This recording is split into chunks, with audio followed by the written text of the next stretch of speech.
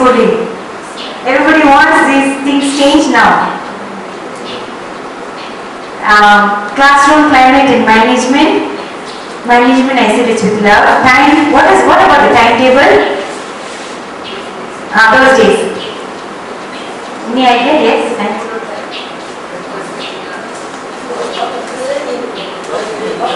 Yes. But what about the activities? The classroom timetable. Very flexible. It gave enough time for children to realize everything at all levels. Now I'm not saying that this is what we need today. This is a journey, like I said. But this is what the ancient system. And Swami started telling that it has to come back. We don't know when. Maybe our children, we don't know. But we just have to keep working till then. Life skills. It was very important. It is very important. Like I said, they learn cooking. We have agriculture. We have herbal farms there in the Satyasai school now. Now look at the nature of the mind in the learning environment. What is the nature of the mind in the learning environment?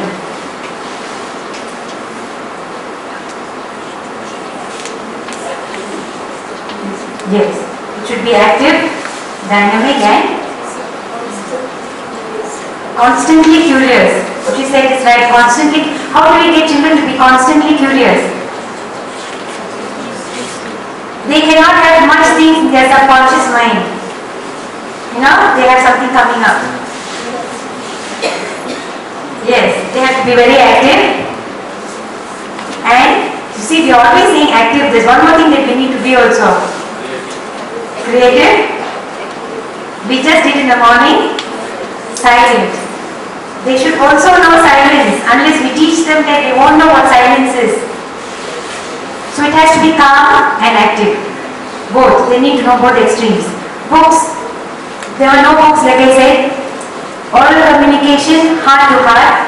When you respect and love, you see, when you go and have these classes outside in nature, students automatically love nature. They love the wind, they love to see things, they automatically want to protect nature. You don't have to have different types of pollution, how to solve pollution, you know. Children automatically love nature. Memory power. What was the memory power like? Can we build a pyramid now? We only see the pyramid as a big triangle. But what is the pyramid actually? I don't know much about the pyramid. But I heard that every small measurement gives you a span of many years. It tells you what all is going to happen for the next 100 or 200 years.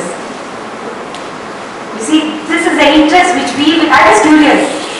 Because I went through the system. Now I'm not bothered about my subject. Now I'm interested in see what was there and how did they do it.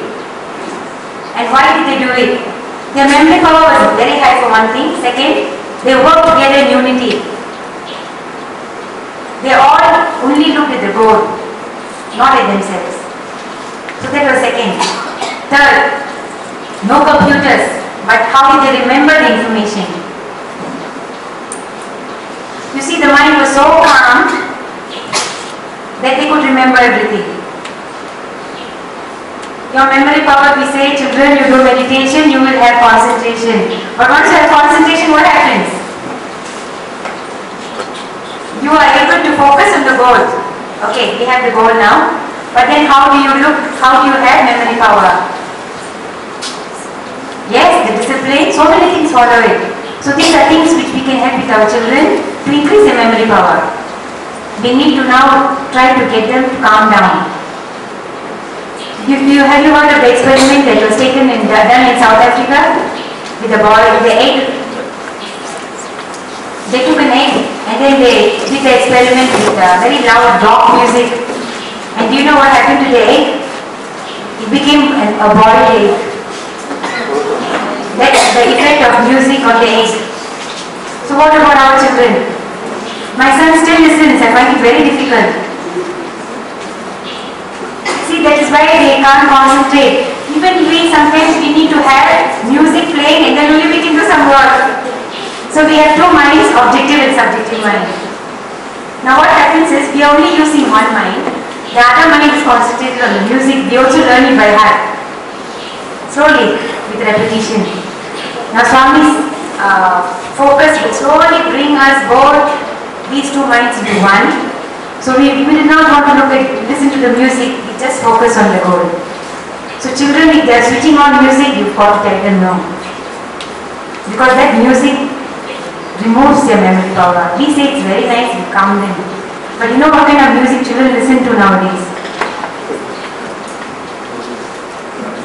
Now, nature of the mind of the child, how much do we know? How much do we care?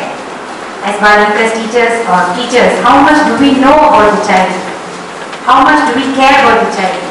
How much do we as teachers capture the child's likes and dislikes like a mother does? I know my son what he likes and what he doesn't like, but I can't tell you what my Balika students like and dislike. That's the journey for me now. Because unless we know that, we can't bring them forward. Today's education is tuition. Educare helps one to dive into the divine source, which is intuition. That is Swami. Sometimes we know something is going to happen, and we think we have the power to do it. I realized it, then it happened. So that is from the divine source. So earlier they were working only in intuition. There was no education. So everything was through intuition. Now, Guru says the power of still quiet moments is perhaps best expressed by the American philosopher Emerson. What does Emerson say? The inquiry leads us to a source, at once the essence of genius, the essence of virtue, essence of life, which we call spontaneity or instinct. We denote this primary wisdom as intuition, while all later teachings are tuitions. In their deep force, the last fact behind which analysis cannot go, all things find a common origin. We all go back to that light. So we have the knowledge, we have the source, we are the source, we are the knowledge. Which in a calm hour rises, we know not how in the soul, is not diverse from things, from space, from light, from time, from man, but one with them.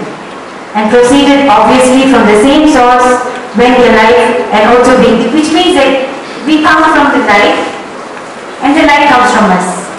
The simple. Now you look at ancient times, you look at their universities. You had all around the world, but I focused on India because I researched India. Banaras University specialized in the study of grammar. Ujjain University specialized in mathematics. Navadvipa specialized in logic. Amravati specialized in Ayurveda. Takshila specialized in universities. Now, don't look at the subject here because everything was based on ethical living. They had Educare combined with these subjects.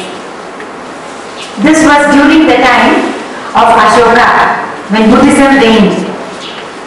But all these universities came out together with Hinduism and Buddhism. If you look at Islam and other religions, they have also had similar kind of experiences. The modern Gurukula school today, a noble teacher would reflect us, is my conduct right? Do we role model good values? Students need to internalize the value of integrity.